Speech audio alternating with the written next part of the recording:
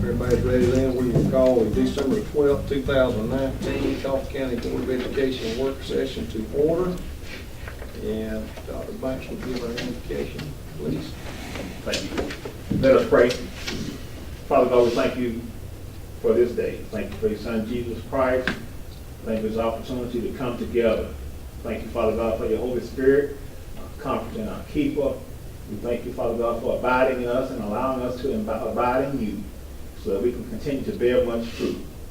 I ask tonight, Father God, that you will just touch our hearts, touch our mindset. Let us discuss things that's pertinent to our school system, to impact the lives of our children.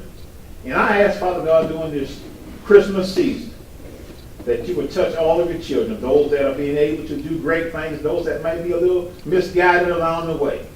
I pray that what we do here to educate our children will help them be more promising to the future that they have, and let them know that the wages of sin is death, but the gift of God is eternal life. And I pray that we all get that prize one day at the conclusion of the race. And I ask tonight, Father God, that whatever we discuss, let us be about our Father's business. And I ask that you touch all of our board members, our superintendent, everyone in the cabinet, all certified and classified staff, and let us do good things as we progress to the end of this 2019 year, and we hope to bring in goodness in 2020. This is our prayer in the name of the Father, the Son, and the Holy Spirit. In Jesus' most precious name we pray. Amen. Amen. Thank you, Dr. Banks. Thank you. Everybody's had time to look over the agenda. Do you have any amendments to the agenda? If not, I need a motion to adopt the agenda. I move we accept the agenda as presented. Second. Second. All in favor? Dr. Reese. Thank you. Welcome, board members. Appreciate you being here tonight. And good to have everybody back together again, all of our administrators here and team members here who are part of what we do to operate the Coffee County Schools. So thank you. On the agenda tonight, we have the minutes from our last month's meeting. If you want to take a moment and review those minutes, if there's any amendments or changes that need to be made,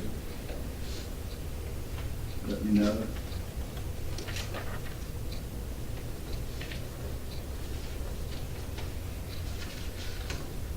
If it pleases the board, we'll place this on the consent agenda for the regular meeting.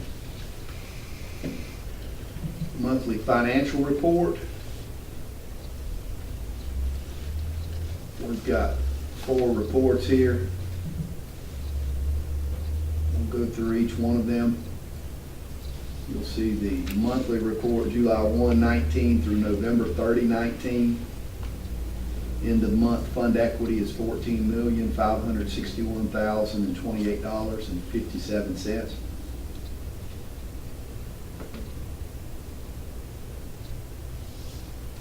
Any questions about that document?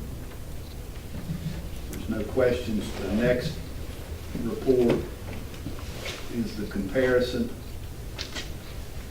It gives us the comparison of this month, November over last year. November going back all the way to FY17. As you can see, we're pretty well tracking in line with where we've been previous years. Any comments or questions about that report? Anything jump out at anybody?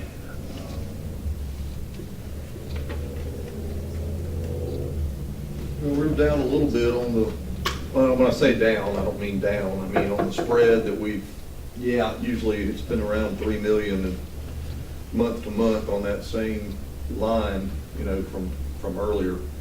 It's, I didn't know if that was in Yes, additional sir. spending or revenue hadn't come in or. Revenue has not come in as aggressively as last year, so we've talked with the tax collector's office and that they've not been receiving at the rate they were last year. So That's a odd spread that if you sit there and look at it anyway, you've got a lot of variation between year to year how it comes in. That's about the same spread as 2017-18, but it's off of 18-19 and 16-17. I guess it is, how many people getting their stuff paid at a certain time. We did have the eggs and issues this morning, and House Member Perkle and Laricchia and Senator Tyler Harper talked to us about the state affairs, and they cited a downturn in revenue at the state level. So that was most of their discussion this morning, was the state seeing a little downturn in revenue. So hopefully we don't see that at the local level. But this is our financials for this month, this comparison report. If there's no questions, we'll move to the next report. The detail, and you'll see that revenue not coming in at this high rate on this report.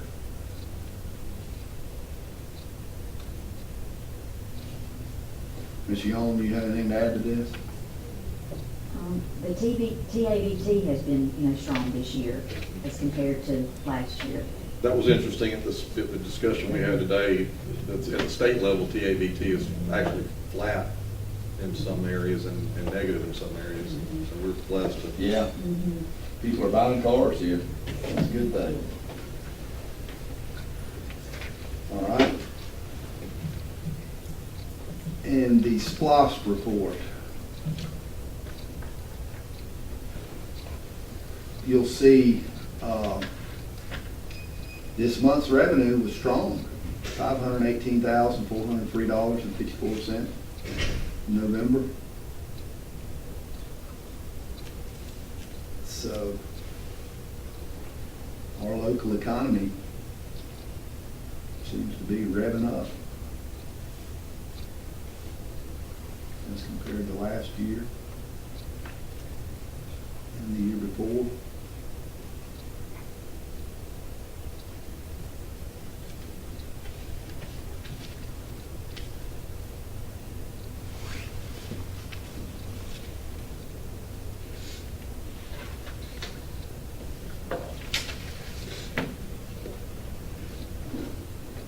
Any questions about the SPLOST report? All right, if there's no changes that need to be made to the financials, then we'll include those on the consent agenda for the regular meeting. District determination.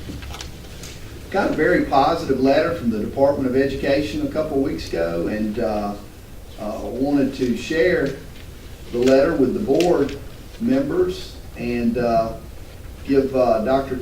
Tanya Johnson a chance to come up and share this good news. And one of the attachments, you'll see the letter that was directed to me as superintendent, citing the progress that our special education department has made. And so I just wanted to have Dr. Johnson come and present this good news to the board. And there's actually two items kind of back to back, so we can just talk through both of them with you, Dr. Johnson. But welcome, and appreciate you being here to share this good news with the board. You're welcome.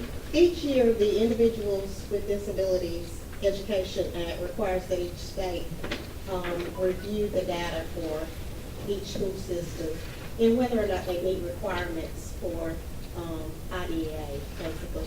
And there are, after reviewing the data, we either meet requirements, need assistance, or need intervention. And you'll see below the different areas that are assessed. They look at rates of suspension and expulsion, disproportionality, evaluations, transition, and a few other areas there. And the division has reviewed the information for Coffee County School System, which indicates for the 18-19 school year, and has made the FY20 determination that Coffee County meets all areas at 95%. And we would just like to applaud our teachers, staff, parents, and students for the hard work that they have done in helping the district meet this determination. Well, thank you, Dr. Johnson. It takes everybody, your teachers, the referral coordinators, everybody, principals. So let's give our special education and the big deal behind it is if we don't comply with these things, then there are negative consequences that can come to us because of that. And I know you went with us, was that about 4, 5, 6 years ago when we had to go through the whole compliance review piece, and it was rather discomforting to have to do that. And it can cause resources to be shifted that we can use in common sense ways to help young people. And when you get put on those lists, if you will, sometimes it prohibits us from doing the good work that we'd like to do the way we think it needs to be done. So thank you, Dr. Johnson, for ensuring that we were compliant and had 95% compliance. And what's your next report? Our next report is our annual graduation rate. The Georgia Department of Education for the FY19 annual event report recently indicated that 90% of Coffee County students with disabilities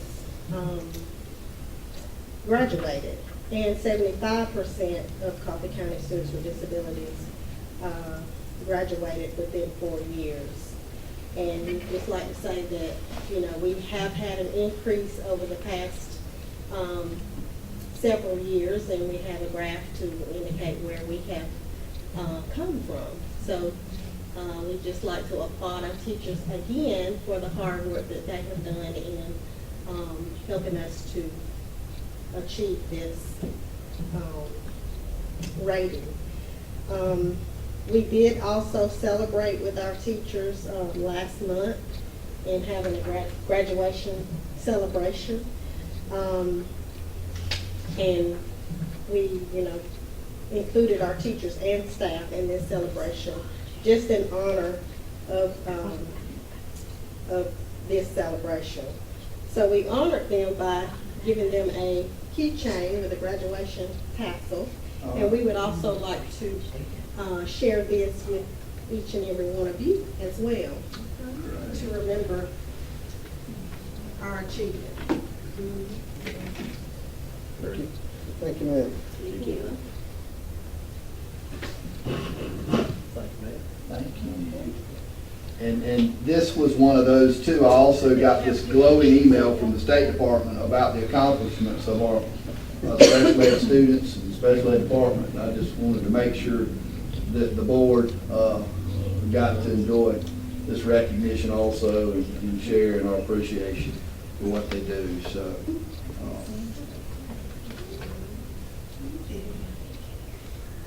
And she did bring them for everybody. Mr. Goddard, get one. I probably How about that? Just enough. All right. Well, thank you, Ms. Johnson. Dr. Johnson, do you have anything else to add? I think that'll be all. Thank you all so much. Thank you. All right. Our next item on the agenda is out-of-state travel. I was called a couple of days ago about a out-of-state travel. The football team has been invited to the Gator Bowl, and the coach called me yesterday and shared with me that they've been invited to the Gator Bowl, and they've got a chance to take the whole team, and asked if we could allow them to go. And so this being an out-of-state trip, even though it's just right across the state line in Jacksonville, it requires board approval. There'd be no cost to the school system for this. They'll pay for the gas and such as that, and they'll build the athletic department for that. But it does require board approval for them to be able to go out of state. If it's okay with the board, we would like to include that on the consent agenda at the regular meeting. Couple of questions. Yes, sir. How long you knowed about it? Well, I was told yesterday about it. Yes, sir. And When did I the think You notice just now come getting out? it. Is anybody else aware of it before tonight? Well, I mean, when we get notice. I found out about it yesterday, and so I'm not sure when they found, I think they found out about it within a couple days. For the So, record, I don't Yes, like sir. last minute I know, stuff added to the agenda. yes, sir. Well, here's my thing, and I don't have a problem with it. But they're leaving January 2nd. We had a board meeting before they left. We can approve it, let them go. But like he just said, it's something that just came up. All right, technically, if this came up next week, we don't have another board meeting. These kids can't go on that trip. And I know I've fussed about that before. I understand that there's some legalities involved with we need to approve out-of-state travel. But I still think we need a better way of being able to, I mean, because things do come up and, you know, sometimes between when we have board meetings that we can, I just don't see where we've got to approve every trip to Jacksonville, Georgia, but people can go to Atlanta all they want to, we don't have to approve it. And I understand it's across the state line, but it just gets into, we've had several instances where things come up that didn't quite fall in the rules. I just don't see why we have to approve everything. I don't know why we can't have a mileage. If you're going over a certain amount of miles, you have to give it approved. But Jacksonville's a lot quicker than going to Atlanta. Yes, sir. And We had that discussion with our administration, and after we tossed it around, the pros and cons, we just felt like that this process does allow there to be some pretty tight controls on out-of-state travel, and well, I we kinda like it. understand that, but what's the difference between out-of-state and mileage? If you said if you're going over, 90 miles, you have to have approval. But, they don't, we don't have to have approval to go to the aquarium in Atlanta, but they've got to get approval to go to the zoo in Jacksonville. That makes sense. I mean, you know what I'm saying? I understand having, a little say over that, but I would rather go with a mileage deal. If they're going so far away from our campus, they need approval. But it doesn't make sense, they can drive 4 hours and not have to get approval, but if they go 2 hours, they've got to get approval, is all I'm saying.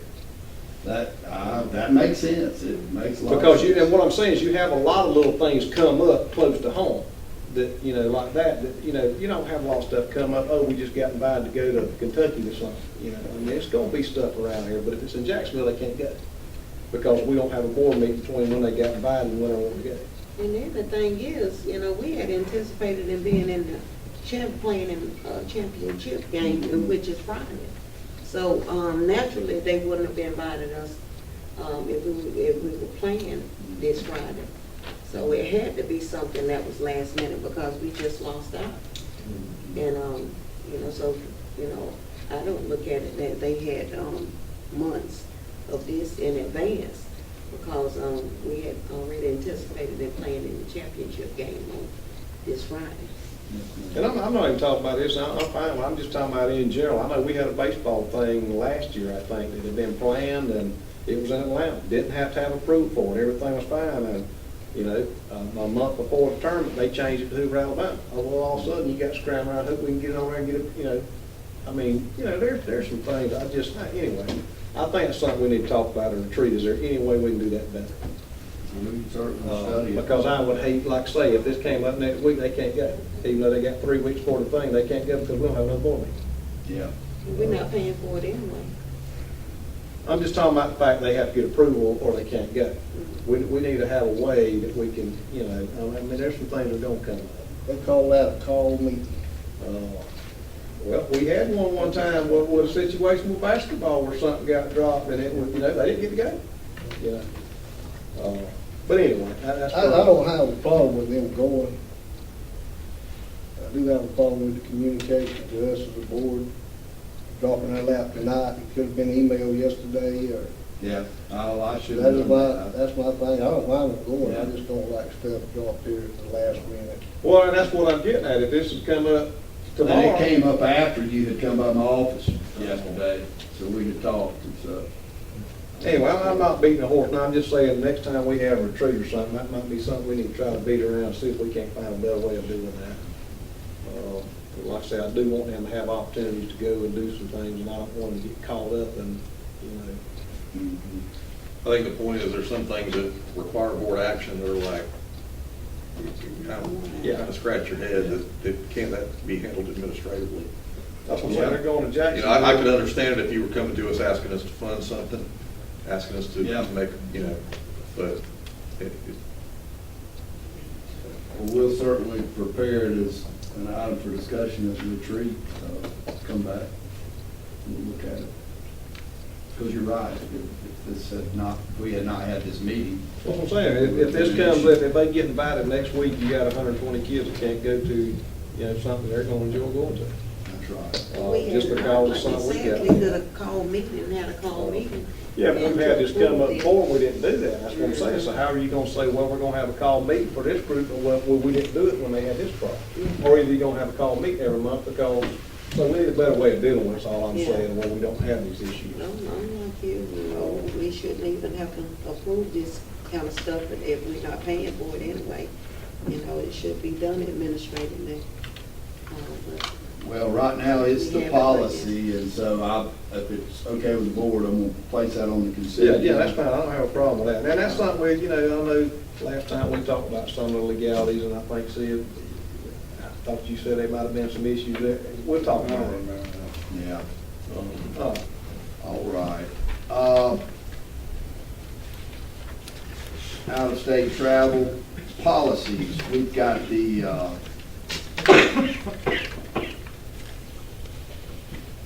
EEF competitive food policy. It's been discussed previously, so this is on the consent agenda to be approved.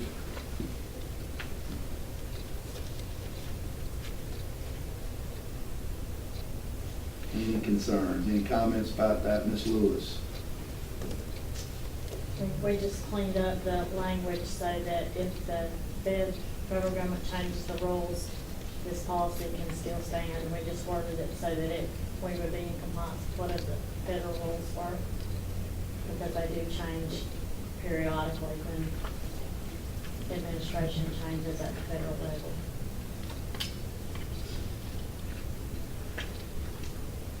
All right. That'll be placed on the consent agenda for approval at the board meeting. Board meeting dates.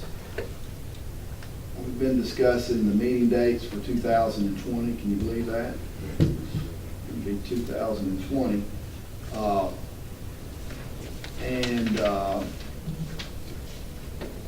Are there any questions, concerns? I know that Mr. Preston mentioned to me some concerns possibly about a couple of the dates. If we want to go in order and we can do it during discussion.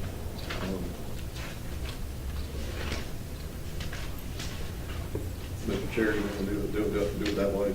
Just do it in discussion. what are you asking now? Do you want to do it in order and just, for discussion, that'll be what I discuss, is the amending some dates. Okay. I'm fine with them, so if you've got something you'd like to talk about, go ahead. Who you have on this Wilson? Giles? I've just got a couple of conflicts, and they're during budget season. So on the April 16th date, would like to consider maybe moving that to the 23rd. Why is that third, or why don't we leave that as spring break or something? What was that? No, it's, I've got but it's no big deal. I can be back. The 23rd, does the 23rd work better? well, I mean, it's just the date of the 16th is the Georgia School Nutrition Association Yeah. show. You want to do what date were you suggesting? But will be the next Thursday, All right, but yeah. but The open 23rd. to whatever. Yeah, let's just change it to the 23rd. If, that superintendent's conference, is that 22, 23, but I'll be back. It I ends see. on that Thursday, so I'll be back Okay. at 23, so that's no problem. And then the June date, I do have a conflict on the 18th, but it's not as critical, but I didn't know how much of the budget we were going to be dealing with. And we've got a pretty good spread between the May, because we've got an early May date. We've got a May 7th, and then it was going to be almost 6, 7 weeks before we had another meeting. Possibly move it to the 11th.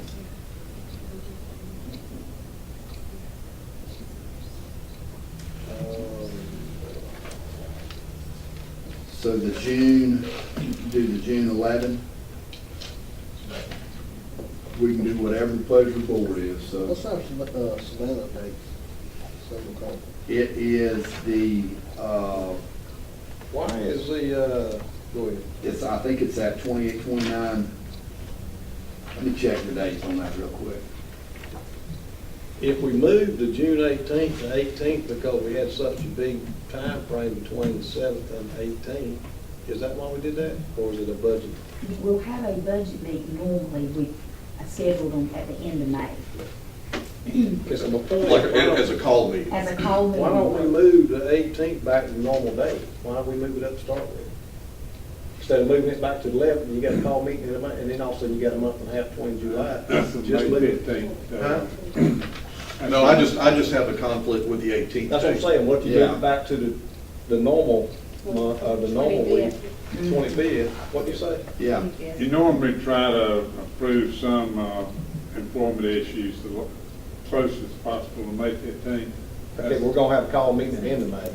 But we got to You make gotta make Saturday. yeah, you're talking about the June meeting. Yeah, we're talking about June meeting. Oh, June meeting. Yeah. Don't be lawyering this up. 25. So if you move We to had it, 25, just you're Mr. back. Lorenzi had to step on, Yeah. had to The step only on reason the we did attorney this- this morning at a meeting. I don't want to have. to Yeah, hear we it. can do the 25, no problem. Atlanta. Yeah, so we'll just move it to the 25. And that keeps you about a month and a half Yeah. between July, because you're gonna have a May, end of May meeting, call meeting. Yeah, I just, if it's not a burden on anybody else to move it, and if it's not going to cause a conflict with the budget cycle, no, so that would just be a. we can do the June and on the So we're gonna 25th. have May the 1st and a call meeting at the end of May, You got May the 7th, you'll have a call meeting at the end of May, May the 7th. and then, like I say, we'll And then the be, June 25. in June, the 1st of June, we got to go to the conference, so there'll be plenty of opportunities if we had to call another one in or something, if we had to.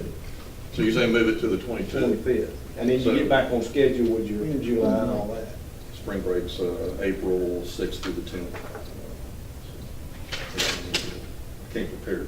I don't want to drop anything I got it home. on. I got you. Oh, well, yeah. So, John, would you entertain a motion to amend the? That was it, let's do. Yes, amend the dates to reflect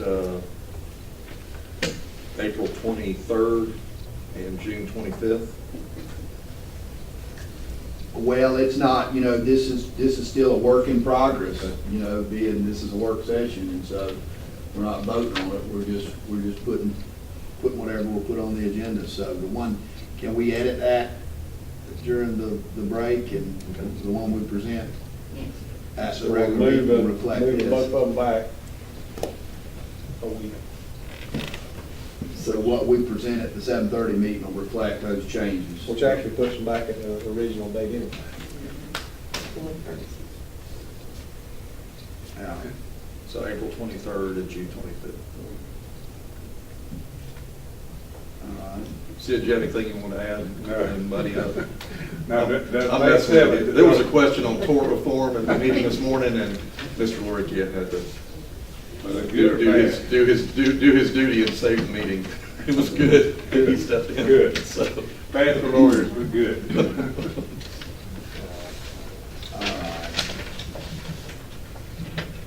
And I was trying to pull up that day of the GSBA conference, but my computer's just spinning, so we'll try. It might be on there. Get a date I can look on the that. hub.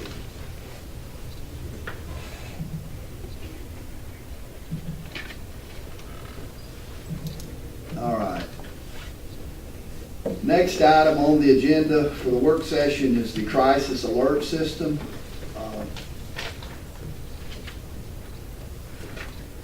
We have been investigating crisis alert system, trying to nail down something that is better than what we're currently using. What we're currently using is this School Guard app, and this is something we purchased about 2 years ago now. And the School Guard app, while it's effective, we don't feel like it's as effective as one of these other systems, and we want to provide as safe a schools as we can. There's some real problems with this that we've identified and conducting drills and working through preparations for emergency situations. And so we think this app has outlived its purpose. And so we've been investigating other crisis alert systems, and we put out an RFP for crisis alert systems, and we took up proposals. We had 4 companies that submitted proposals. We had a very lengthy process. I would call it lengthy. In fact, we had one of the requirements to submit a proposal was the vendors had to come to a pre-proposal meeting, and they had to actually come meet with us. And so we had the vendors, 4 vendors show up. We actually had 6 for the pre-bid conference All right. and 4 submitted proposals. All right, so we had 6 in the boardroom for the pre-submittal conference, and we talked with them about what we were looking for and described the systems that we were interested in, what they could do. And so then we had 4 companies submit proposals, and we have vetted those proposals. We had a committee that reviewed the different programs, and so at this point, I'm recommending that we purchase Centegic's crisis alert system. That their proposal was really, it was, I think, exactly what we're looking for, and we feel like this will help us have the safest schools we can possibly have. I have a presentation prepared, an overview, if you want to go to that, Dr. Newell.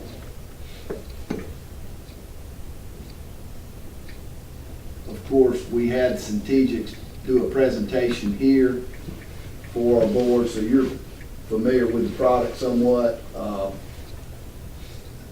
It's a system that's pretty comprehensive. Scroll to the next slide. You'll see there's alert badges that each individual will wear. Everybody in the system, from maintenance to nutrition to teachers to parapros and secretaries. And I actually put on the demo badge here, and I've had it on my lanyard all night. It'll fit right behind a regular ID, and on it there is a button that, when this is not an actual one, but it's the same size and feels just like it, but there's a button on there, and as they did in the demonstration. Is that the one we tried out? It is. That you have to press so many Vibrates times? after you press it 3 times, and the teacher, if they have, let's say they have 2 kids get in a fight, they can mash it 3 times, and the principal would get an alert for the principal to come down to the room. And so there's that covert alert, if you will, where they can just mash it 3 times and get help if they need it. If somebody's having a heart attack, if they're having a medical emergency, they can hit it 3 times and get somebody down to the room immediately. But then if there is, heaven forbid, a real situation that requires locking down the building, the benefit is anybody in the building that has the badge can lock the whole building down within a matter of minutes. And so that's the whole idea. Is we've talked through this. We've talked with Chris from a security standpoint, law enforcement standpoint, with Chan from a technology standpoint, and then with our principals, we had a big presentation for our principals. The idea that anybody in the building can lock it down immediately is very valuable, because time is going to be what's critical in one of those situations that we hope never happens. Dr. Banks, there's a function that I know he appreciates, the fact that if he's, let's say he's in Waycross at a RESA meeting and he gets a call from the sheriff department about a threat at one of the schools, he can do a lockdown from his phone. So this system will give not only the people with the badges the ability to lock the school down, but it would give the administration that has the app on their phone the ability to lock a school down. And those are real issues that we face more often than we'd like to have to face. So those are some of the advantages with the badge, the alert strobes throughout the building. There will be strobe lights that are placed, and in the event that you do a lockdown, the red strobe light comes on. That means it is a real lockdown. They need to shut their doors, lock it down. There will will be a yellow strobe. If it's just a soft lockdown, they would know that there's not actually, heaven forbid, a shooter, but there is, a reason to lock your classroom door and to be on call. So the strobes are throughout the building. And the benefit of the strobes also are if there is a visitor coming on campus. We've talked with the technicians and with the maintenance staff. If they're coming on the campus, if we don't have that strobe going off, they might walk right into an emergency and not even know it. And so with the strobe lights, that'll indicate there's something going on the campus. So, and we have people, I see social services back there, they are in and out of buildings, and they need to know, if they see the red lights going off, they know not to enter that building. So the strobes and then the alert hubs, they'll place those hubs in various parts of the building to make sure the system works. And then they've got the gateway that sits on the server system in each building that monitors it. So next slide. Then you've got the alert badge once again, and we've talked about the benefits of that. And then the real-time locating. If one of these badges is depressed, if you do the 8 times and lock the school down, then immediately law enforcement, Chris, Dr. Banks, they will come up on the app and it will show them right where the alert was set off at. So they'll be able to go right to that point where the alert went off at. So those maps will come up on the users' phones that have access to the maps, and law enforcement will be able to pinpoint exactly where they Well, that's just come up on their laptop computers in their cars. What if one of the students, if worst case scenario, if they decide that they want to take these badges from the teachers at gunpoint and they set these things off, is it anything that's finger detected where the children cannot set it off versus the teachers? Or is it, No, ma'am. Anybody can just set it off? If the badge is taken and it is set off, then it could be set off by whoever mashes the button. So, the authorities would be coming immediately, so, but that's a good question. Campus-wide protection, if,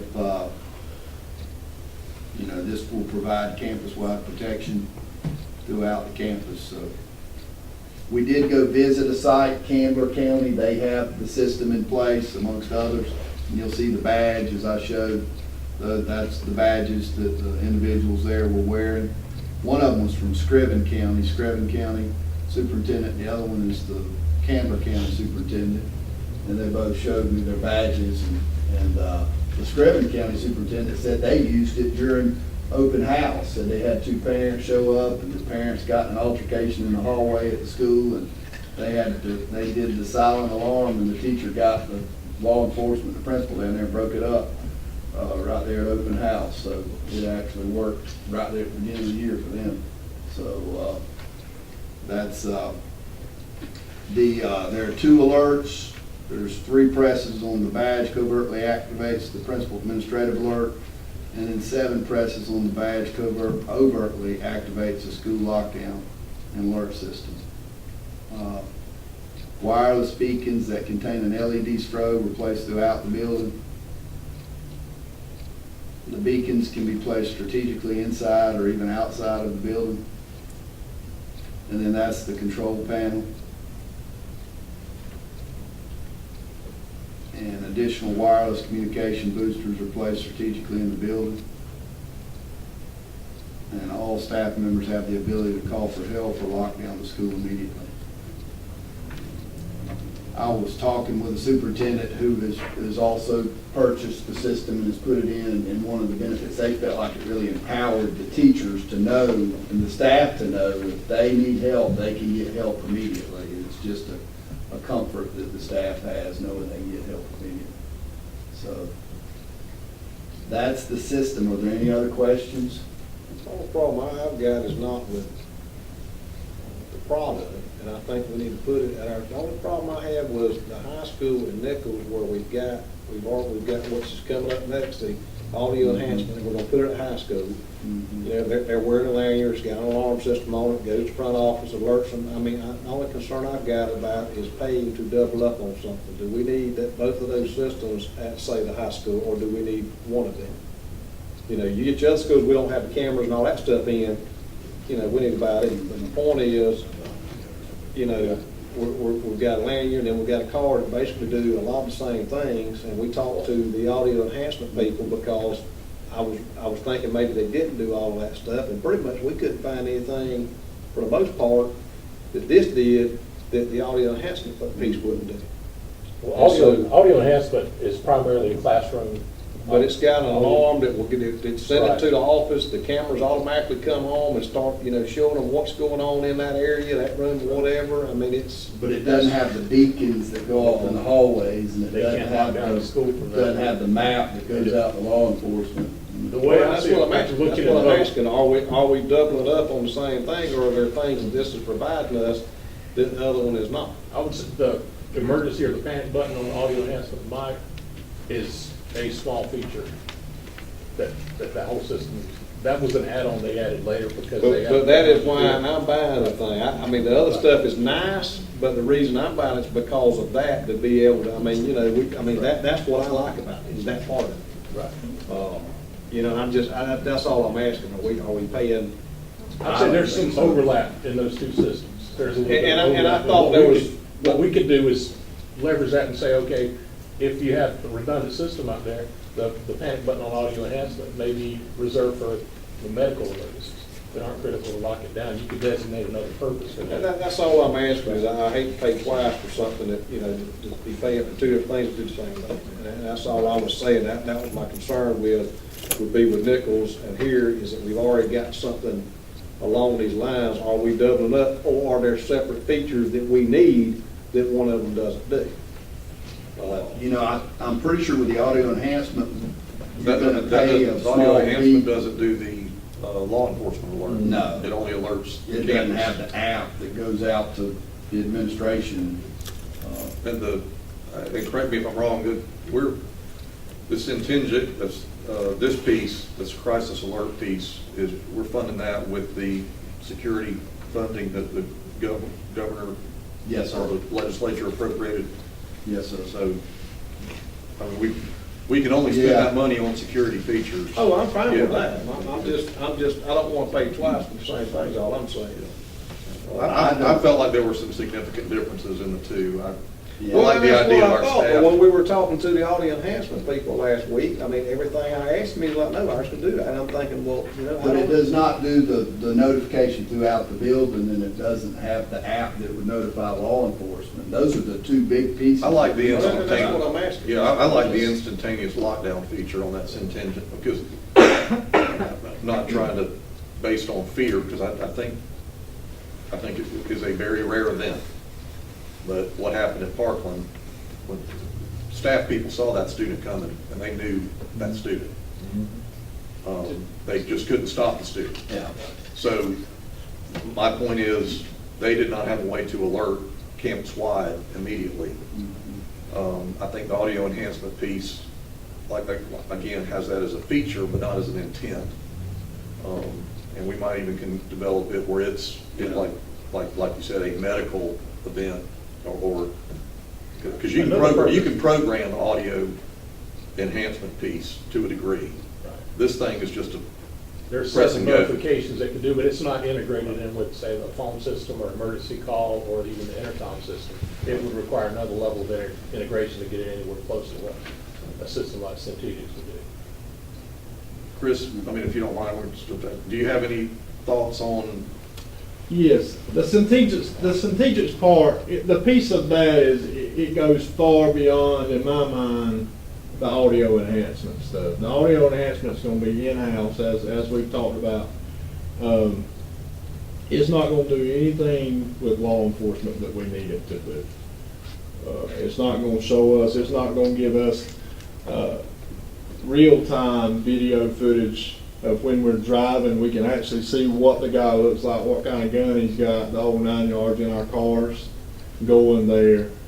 There's just a lot. It won't have the, and I'm sure with Mike, with now, this so piece, now, this right here is gonna have that, it should, yes, we've talked about that. or where the camera at? It doesn't talk about It it. won't do that. It won't talk. One of Okay, the, one one of of the them other, would. one of the other products we looked at did have that. Okay, well, that's what I said, I didn't know it did that. And it also has audio alerts throughout the hall. What this will do is it will show law enforcement, our own security, law enforcement administration, where the alert was triggered. It will pop up that location on a map, and we are And we can standardizing access our it. camera systems right now to one platform as opposed to the 3 or 4 we've got out there now. And those same people will have access to that central camera. So within seconds, they can see it's C-Wing at the middle school, and they can pop the camera map up and look at the cameras. Now, the audio enhancement, when you mash that panic button, those cameras in that room start filming, and it goes to the front office, but then they would have to turn around and lock it down or call off. And to be honest with you, Adam, most of these active shooters are done within 5 minutes. And that's, so that, And that's the piece that's so important. and that's what I'm getting to. That's what I want to know. Yeah, it's worth it because by the time I had to Yes. press this button and they did this, Well, and That's what I'm at. I'll give you, for instance, we had a lockdown, it might have been the last school year, and I was already in place, it was the end of the last school year, that we needed to lock down one of our elementary schools. Well, I ended up in turn having to call Dr. Banks, and then he had to call the principal. Well, she wasn't on site, she was up here at a meeting, so then they had to run down the assistant principal. All that took time that we don't really need to take, so this just cleans all that up. and that's the answer I'm looking for. That's what I want to know. If I'm walking outside of a school, if I go visit the high school and I'm close to the building and I see somebody walking in with a gun, I can lock that building down immediately. If a maintenance guy is going to a school, if he's going to East Side and see somebody walking, he'll be able to lock it down immediately. I'm good. That's what I want to hear. Yes, sir. All right. Any other questions? And this is a big purchase, so I think this is good So this, conversation to have. just to get further questions, this is system-wide? Every school and the board office. This other spot. And the only the local money that will be used, the grant from the state will cover the purchase of the system, all right? The board office, we are gonna put the system in here, and that cost is $12,500. So that we will use local SPOS for that, to put it in here at the board office. But otherwise, the schools will be paid for using the grant money.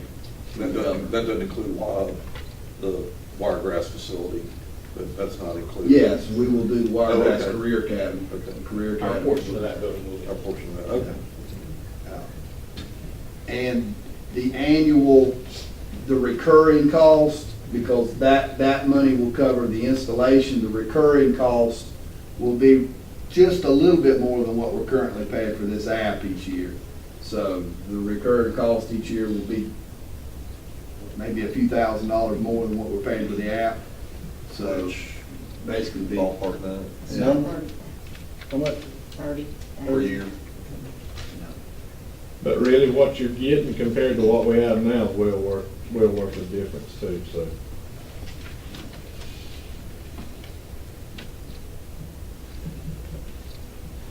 All right. Audio enhancement system. We've been looking at this for a number of years. I think the first time I saw it, and the first time some of you who were on the board at that time saw it, was at the GSBA conference a few years back.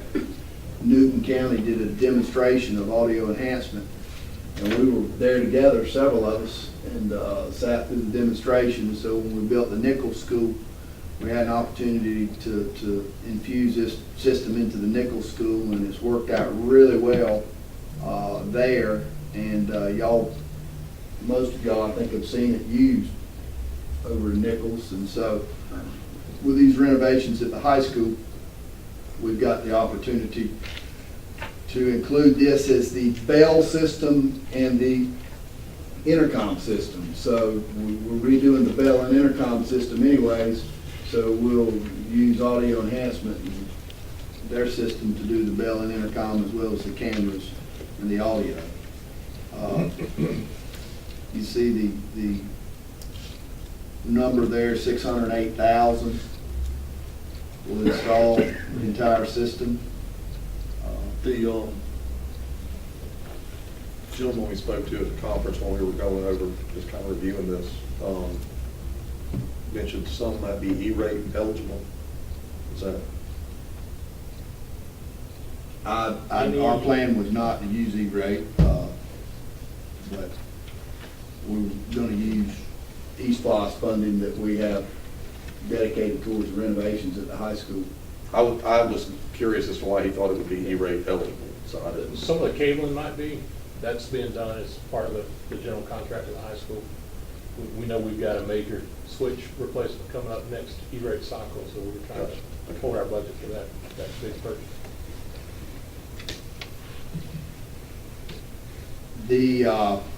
This is a sole source purchase. There's not a system that is identical to what audio enhancement does.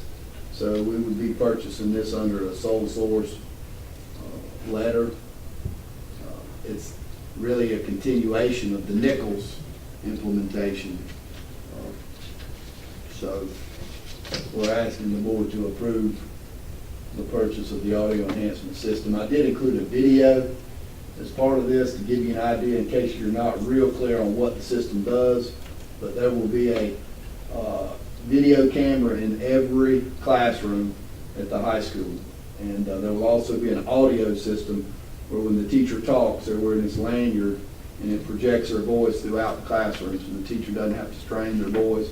And that was how this company got started, was because the owners, I think they had a child who was hearing impaired or whatnot, or had some problems, and so this whole thing was developed as part of, for the audio piece, but it's expanded into the video and other parts of the classroom. So if you, can you pull that video up?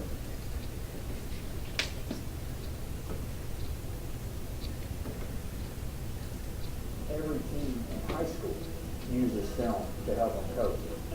I say that because, you know, coaching is teaching, and there's really no difference between coaches and teachers.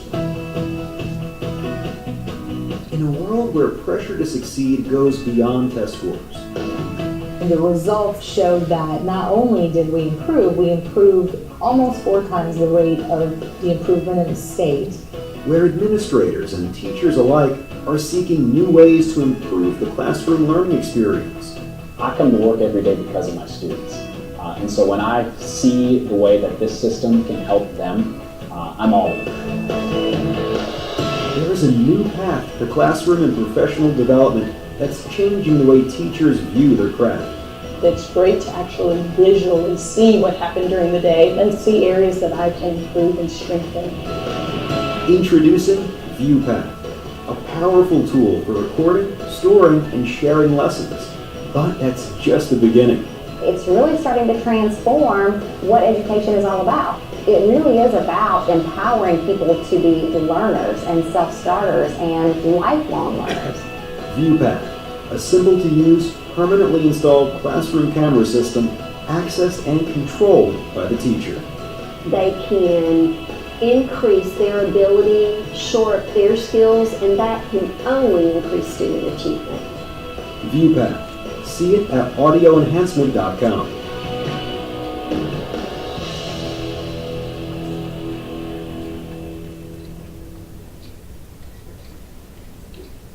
The results that we've had at Nichols have been really positive. They've done a lot of really good work at Nichols, but I do think it's interesting that they're in their second year in the new school with this system, and I'm pretty sure they had the highest achievement on CCRPI this past year. So I'm not saying that audio enhancement necessarily contributed to that, because I know the teachers and all of them out there did a lot of really good work to make that happen, but it hadn't hurt anything. And we've been, if I can add, we've been real impressed with the company since we've been in Nichols. They have improved their systems. They rely on 2 or 3 other third-party vendors for servers and software, and they have since integrated all of that, so they develop every part of that system internally now, so they can support it. They've upgraded the intercom system. If you haven't seen the intercom at Nichols, next time you're over that way, check it out. It's the receptionist has a touchscreen monitor with a map of the school. If they need to call a room, they just press that room on the map. That opens up the intercom connection, cuts off the audio in the classroom, so you don't have competing sounds. It's just a nice way of communicating as well as the classroom piece. And it will be their bell and their intercom system also. And so it's a big purchase, but it is, it fits in line with our budget for the high school renovations.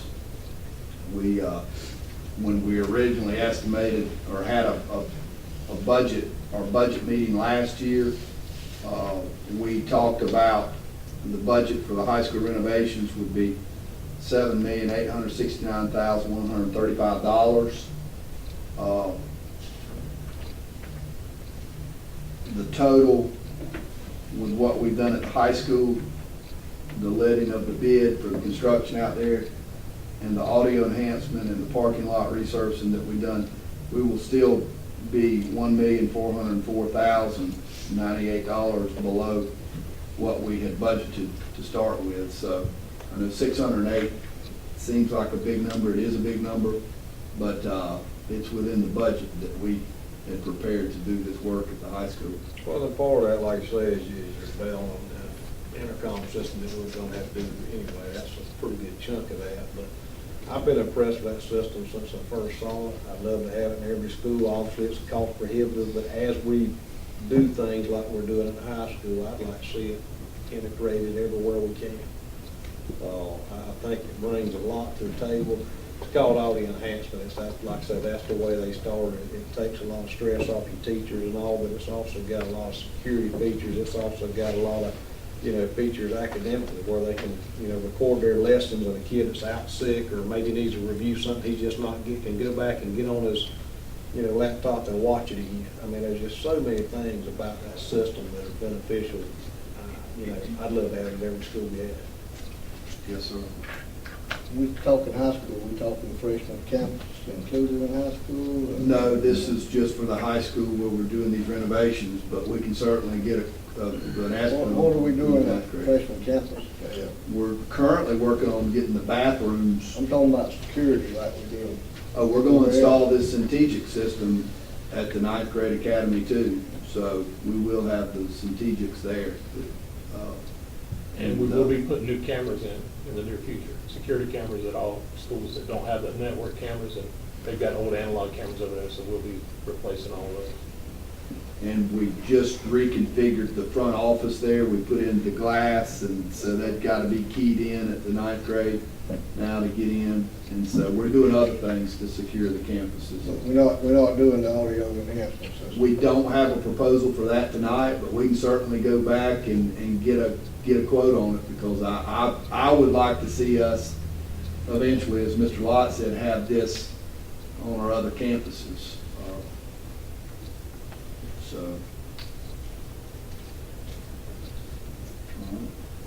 Can you go, I mean, I don't want to jump too far ahead, but if you're going to get a quote for one campus, and I know we've got, we were able to get the SPOS passed, and I don't know whether other state funding might be available in the future on security, but go ahead and just ask them to quote all our campuses. Yes, sir. I mean, if they're going to come down to do one, might as well stay all day. Yeah. They can quote from a map. We just Okay, send the map. either way, We'll but be happy to send them. they might as well just go ahead and do the work. One potential concern, Mr. Spike's not here tonight, one potential concern at the freshman campus is going to be power. So we're really tapped out on power right now. The projectors are powered off, the air conditioning, power supplies, the disconnect boxes on the outside. So I know there's some issues. If you plug one or two more devices in most of the classrooms over there, it's going to triple breaker. So that's one thing we may have to look at that campus, beefing up the We're gonna electrical. fix all that Thursday. Yes. Well, we'll work on looking at other sites and look at all of them. I think that's certainly something we See what it's gonna take to address his concerns about the power bill right there. Yeah, that'll have to be addressed. So, all right. Get a bigger hamster wheel. Yes, sir.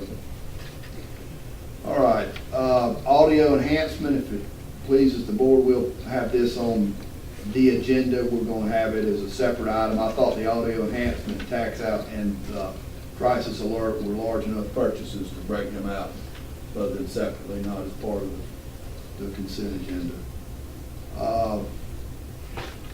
Tax allocation district, we included this on the agenda just to talk about with the board. I know that there are some decisions that are going to have to be made concerning the agreement that is executed between the city, the county, and the school board. There has been talk that maybe there is some new planning going on with the county and the city, and that possibly some changes to the arrangement that we had discussed over the last few weeks.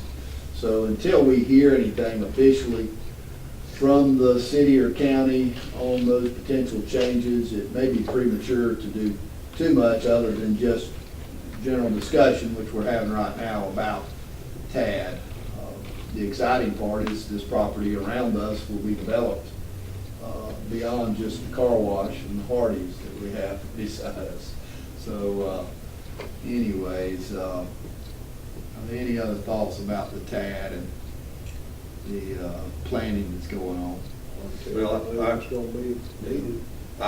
the only one I've got is I know they went back and, at least on the map, on the redevelopment plan, they pulled the car wash off, but not in the words. And lawyers like me, I've talked with the city administrator about that, and I sent him a message today to change that. It may not mean anything in the future if they work out what they're working out, but. Yes, sir. What, if they don't work anything out and they go forward with this proposal, with that amendment or adjustment on verbiage anyway, I guess, put it this way, if they work something out on how the city and the county decide to finance their portion, it doesn't require any action on our part. From what I understand, the intergovernmental agreement that will set all that in stone, and that's what will actually set it in stone, from what I understand, not necessarily that the document that we've been reviewing is that intergovernmental agreement that you will have to sign and agree to, sign off on. So that'll be what enforces everything. Is that true, Yes. council? Right, which jurisdictions participate, yet the car wash is a done part of the plan, but yeah, this thing's just kind of going to be pushed back as far as the schedule. Yes, sir. So we're just sitting and waiting until the Yes, city sir. and county figure out what their intention is. Yes, sir. The good part is for us, we're not really having to put any funding into play on this, so we'll see what they come up with. All right, Regardless of what they come up with, you'll still require us approval. approval. We'll do a call meeting, depending on how long, Yeah, how far it it'll goes. be official action, but they can do one without the school board. But if they do one without the school board gets its share of the ad valorem taxes. Gotcha. So, I mean, Well, tell them to go ahead. sir? Tell them to go ahead. That agreement is where you will agree. Or not. Sir? I said or not. Or not. They have to honor the school board's wishes on that too, so. Well, I'm not giving a hint, Mr. Preston, all the vote did earlier was allow in Douglas a TAD. Right. Nothing to do with this TAD. And so then having the legislature put it on and said, okay, if the people in Douglas vote for it, people in Douglas voted to have the possibility of having that. And then they've developed a plan, and then the school board and the city and the county will vote whether they're going to participate. And there will be a formal meeting. They could move forward without us. If they wanted to. You can have a TAD that would have just the city. Just the city, if they wanted to. You can have one just, yeah, the county would make sense, but they could. That won't happen with it yet.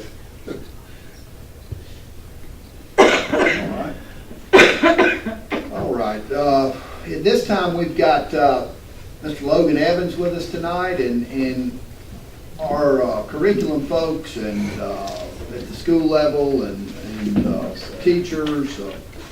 They've been doing a lot of work on assessment, blueprinting, and when this term was brought to me, I had to pause and ask exactly what assessment blueprinting is. I've heard curriculum mapping over the years. I've heard curriculum design. I've heard, all of the terminology that's used to describe the instructional program.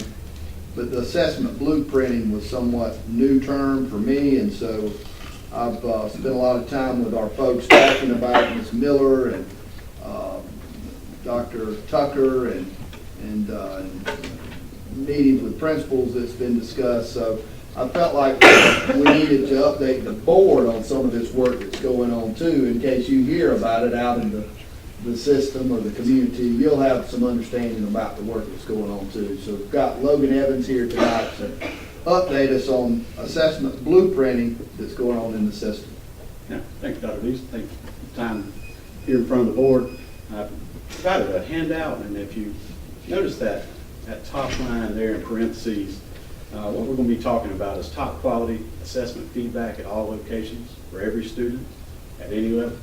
So we're using Illuminate Data and Assessment as our assessment system. We collect tons of data. To date, we've had approximately 1 million assessments done by students in the system. We have over 25 million data points from those assessments, and the number keeps growing all the time. So what we're talking about tonight, though, is how we can do better with that data stream. When you think about a data stream, we have computers everywhere, and we have people inputting information into it all the time. So what can we do to help us understand our impact on student achievement, and how can we grow and support those students and grow a stronger community through that? So improving our data-driven culture is where we want to be. So blueprinting is a common practice that all professional assessment companies do. It's just a normal part of the process. What it allows you to do is set up studies to understand your validity and reliability of assessments. If that assessment's of quality and it can predict what's going to happen and understand what the student really learned. And what they do is come up with a common language and tag that system in the computer, and that sets up all the data to allow you to understand what's been collected. It sets up for all your visualizations and lets you have a deep comparison to any other data source. So that's kind of the language of the machine there. So I've developed a theory of action to go along with it. If you notice in the background, it's the familiar diagram of the whole child. So if we're focused on the whole child and want to improve or want continuous academic growth, and we adhere to research-based best practice and continue to adapt and improve all various student supports, then emphasizing valid and reliable assessment, with timely, actionable, and detailed feedback is going to lead to better educational outcomes. And further, it's going to help us be adaptive and agile when change is needed. And so we've got an opportunity to set us up not only for right now, but going into the future. So you know, in education, change is always coming up, and so we can help lead that change. Okay, brought in this slide for the strategic plan. The process, it hits multiple points of the strategic plan, so it has a lot to do with mainly in the area of teaching and learning, but there's also some connections to other areas of the strategic plan. Okay. Mission and vision here, if you'll notice the word equitable is circled.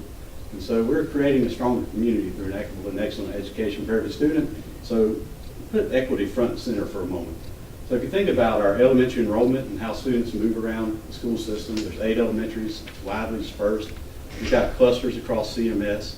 We've got 3 high school locations, and then we're moving to academies How do you have a common quality of assessment across all of those locations, no matter where you go, no matter who the teachers are or the administrators?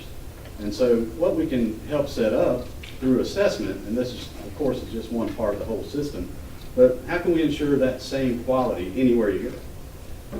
Okay. We also have this system focus. By the way, sets out this vision of leadership teams and PLCs, standards-based classrooms, and high-quality formative assessment to achieve excellence. And this falls right in line with our system focus. Okay, what we have in Illuminate is a way to understand our milestone data in a way that we haven't really had exactly before. Once we load the data to Illuminate, we can drill down through this chart and understand performance all the way through. But one of the kind of issues with milestones is they hold a lot of that data close to them. So it's not super specific. There is some drill downs, but mainly this milestone is autopsy data. There's not a ton you can do with it right now. Okay, and for any assessment Illuminate, you can break it down by performance bands. So kids in green did the best, the kids in red did the worst. But what do you really know? I mean, we can know who did what, but can't we be more specific? Well, you can look at the standards view, but a standard, they're notorious for being vague, broad, complex language. Turns out the standards might not even be written in a way students can understand it, and that's what they're supposed to be able to learn. You know, students don't necessarily read at Alexile the standards written. So if you have a vague, broad standard that's very complicated, you might want to get a little more detail. So here's what we need. So first off, Illuminate, complicated program. So if we drop everything on a calendar where you have one-click access for your whole year in assessment and reporting, this will be very helpful for any administrative team, so you can outline it, but it requires that you use the system and understand how to work the calendar. Okay? Assessment metadata, this is how the machine organizes data. So what we need to do is to be exact in how we align our assessments. I've got this chart at the bottom from Advanced Ed. We also did something very similar with the DOE when we did the SLO process. This is something they do with milestones. But this is, if you imagine doing this on paper, every assessment item would be tagged a certain way all the way across this chart. So then you could add up, quantify, summarize the data, and then make connections. So I presented this to plenty of teachers, and they look at it, and generally the veteran teachers are the ones who speak up and say, it's just not realistic. This looks like a lot of work for every assessment. That's true. But when we have a data system, you can kind of skip the paper and go right into the computer. So I want you to think about this fence analogy. This came from some research I was doing. Larry Ainsworth has the building a fence analogy. If you think about a curriculum, think about it like building a fence, where the vertical posts, those are the standards, and then between the posts, you tie all that together with learning targets. So what we can do is take another deep look at our standards and outline learning targets and key skills that help us meet those standards. So if we clearly state what the students should learn and have a clear common language that can be understood by the teachers, students, and parents, and then we can assess and provide a formative use, we can make something of that assessment and act on it, then learning targets are the common language that we share to understand the skills required to master the standards. So we tie all that together, we have a much better idea of what the curriculum is going to do and lets us be very purposeful. One way we can do that is to, and we've done this in the past, which is unpack standards. So you take this standard and then you basically read it very deeply and closely and then unravel it. So if you look at the chart on the right, we've got this blue circle. That's the standard, right in effect of research paper. But what targets are in there? Well, you have to search, find information, write coherently, cite resources. You further break that down, those are key skills in the little gray circles. And so this is the common language that we can derive out of a standard and use across assessments, across a performance-based assessment, across schools, classrooms, content areas. And so what you do by breaking that standard down is create this common language that we can all work with. Okay? Once you have that common language, you can add it to Illuminate in what they call question group data. So you can tag assessment items with anything you like. It could be a website for a review activity. It could be just a word that's a skill. For example, you see up there, there's a 10x. Well, in fourth grade, that's multiplying by 10, the powers of 10. But you can also see rounding to the thousands, or 2-by-2 multiplication, adding decimals. That's that common language I'm talking about that's easily understandable by a student, by a parent, by a teacher, and it's a way we can commonly align assessments together. And this is work that we've actually been doing right now. So we have a growing list of our common vocabulary. that we can then apply to any assessment. This is an ever-growing list, and it keeps expanding. I'm kind of interested to see where it comes, or where it leads to. And notice we also have alignment to the domain level. So at the very top of the list, you'll see operations and algebraic thinking. Well, that's a domain of the milestone. And then you see the DOE Unit 1. There's also content that aligns to the state curriculum maps. So we can align every item to all these levels, to state level documentation, to local guiding documents, to key skills and abilities that students should have. So this alignment works all the way through the system. Okay, once you have that, now you can, like I said before, you can set up your study. So here's how we looked at our benchmarks. We looked at it across school, by state unit, and by domain. And then we're able to quantify. Did we align our benchmarks the same way that the state aligns their assessment? And so there's might be some value in assessing in the same weights and percentages that the state does it. You know, if you spend 10% of the time on the state test and operations and algebraic thinking, over the course of the semester or the year, you might want to spend a similar amount of time. That tells you the priority of that. And so we can then calculate, quantify what we've done over a whole semester or any sort of time frame. Okay? Here's another example. So leading into the PLC.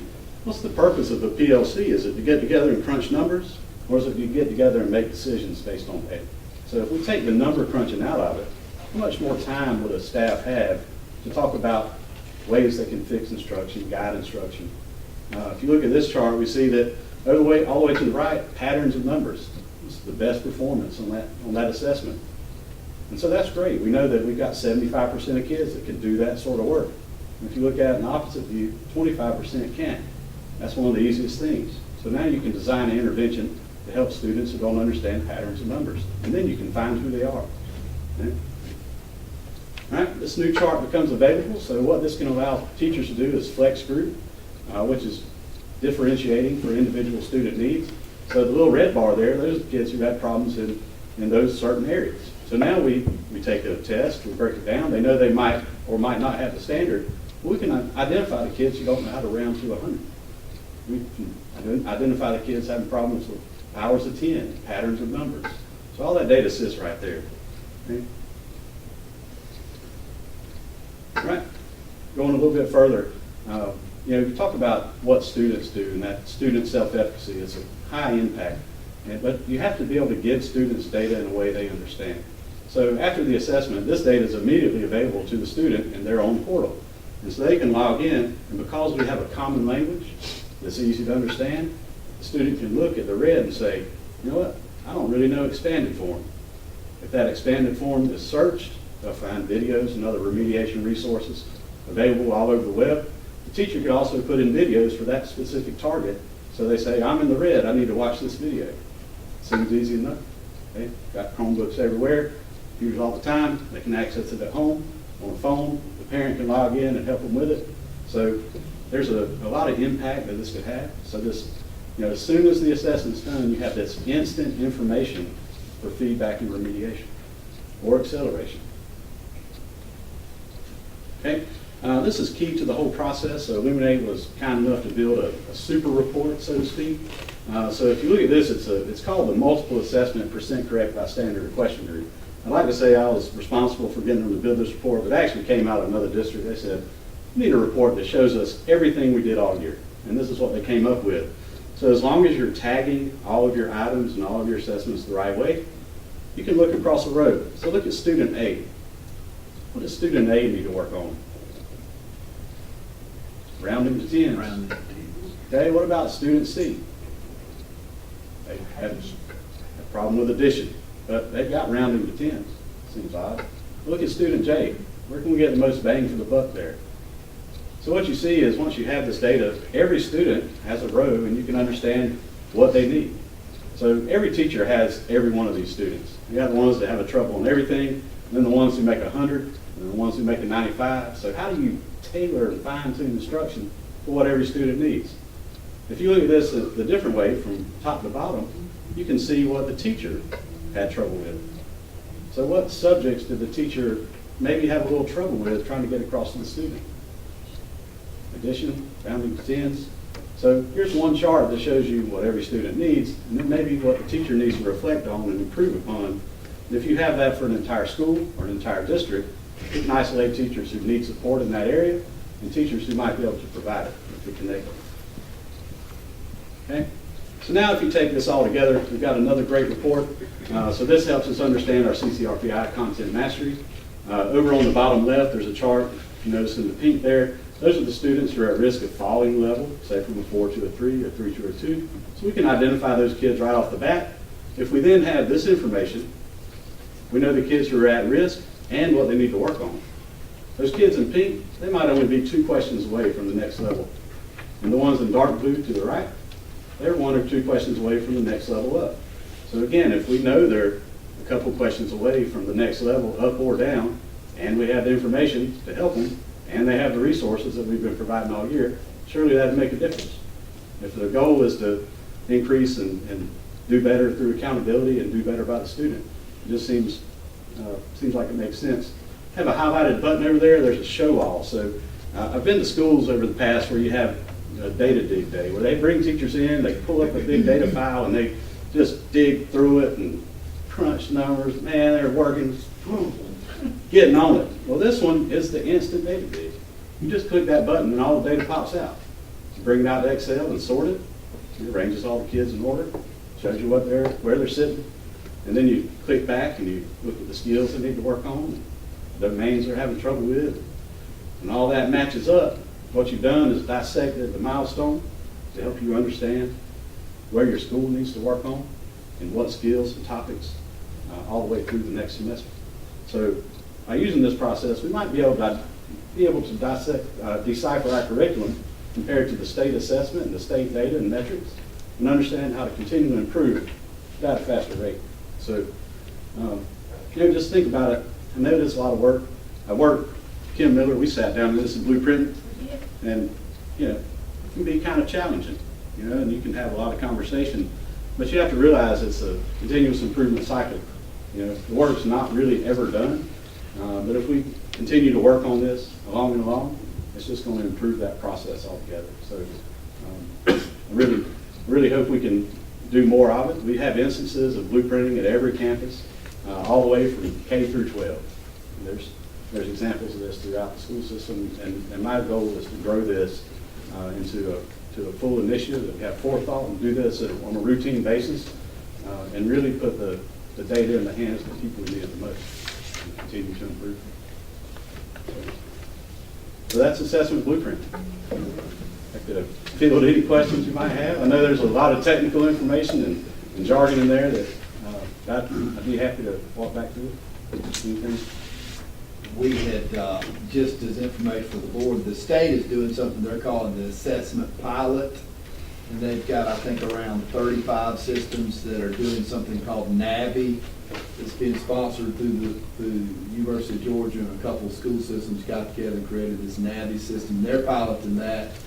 And then there's some other school systems, about 20 school systems that are piloting, what's the other program? The NWEA Georgia map. The map.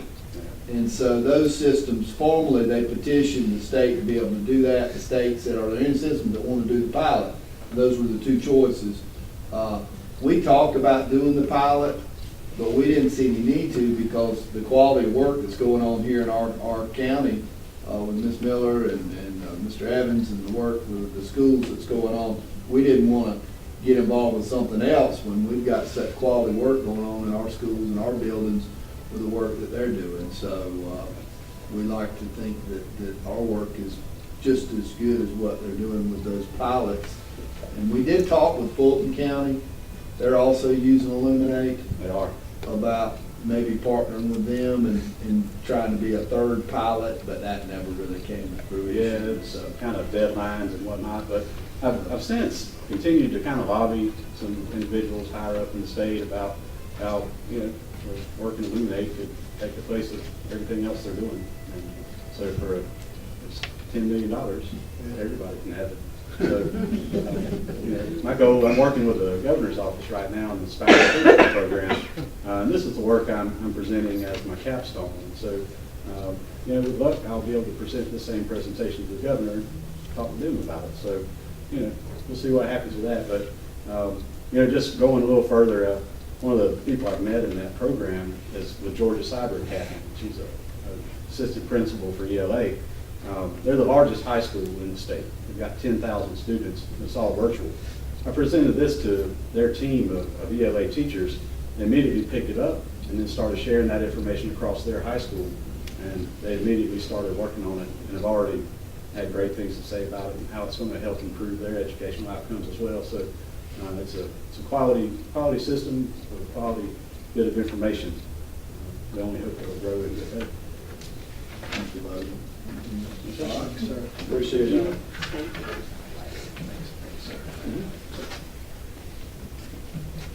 Audience participation. All right. And executive session. I would ask the board that we move to an executive session to discuss personnel and the personnel list. And that is what I would ask the board to move to an executive session for this personnel. We have a motion to move to executive session. I move we move to executive session. Second. All in favor?